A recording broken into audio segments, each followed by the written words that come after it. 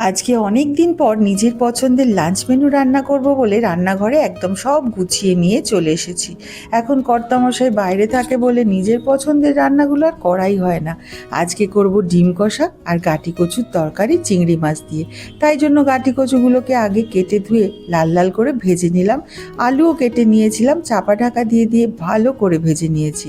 আর এইদিকে চিংড়ি মাছগুলোকেও নুন হলুদ মাখিয়ে লাল লাল করে ভেজে নিলাম।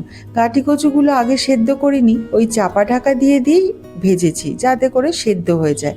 এইবার আমি তেলের মধ্যে ফোড়ন দিয়ে দিলাম জিরে আর কাঁচা লঙ্কা। কাঁচা লঙ্কা ফোড়নের গন্ধটা আমার ভীষণ ভাল লাগে। মশলাগুলো দিয়ে দিলাম একে একে। এতে রয়েছে পেঁয়াজ বাটা, আদা বাটা, রসুন বাটা, আর ওইদিকে জিরে গুঁড়ো, ধনে গুঁড়ো, হলুদ গুঁড়ো, লঙ্কা গুঁড়োর একটা পেস্ট বানিয়ে রেখেছিলাম। সেই পেস্টটাও ভালো করে দিয়ে এইবার একদম কষিয়ে নিলাম মশলাটা। একটু চাপা ঢাকা দিয়ে দিলাম। একটুক্ষণ যেই তেলটা ছেড়ে আসলো, এতে দিয়ে দিলাম স্বাদ মতন লবণ। যে কোনো রান্নায় নুন, মিষ্টি আর ঝালটা পরিমাণ মতো না হলে পুরো স্বাদই কিন্তু একদম বিগড়ে যায়।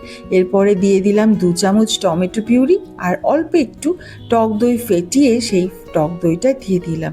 এইবার ভালো করে ভেজে রাখা গাঁটি কচুগুলোকে দিয়ে নাড়াচাড়া করে দিয়ে দিলাম গরম জল। আর এই রান্নাটা আমাকে আমার এক বান্ধবী খাইয়েছিল। আমার এত পছন্দ হয়েছিল রান্নাটা, অপূর্ব লাগে। মানে এই একটা পদেই যেন সবটা ভাত খাওয়া হয়ে যায়। এরপর ভেজে রাখা চিংড়ি মাছগুলো দিয়ে ভালো করে কষিয়ে সামান্য একটু মিষ্টি দিয়ে দিলাম।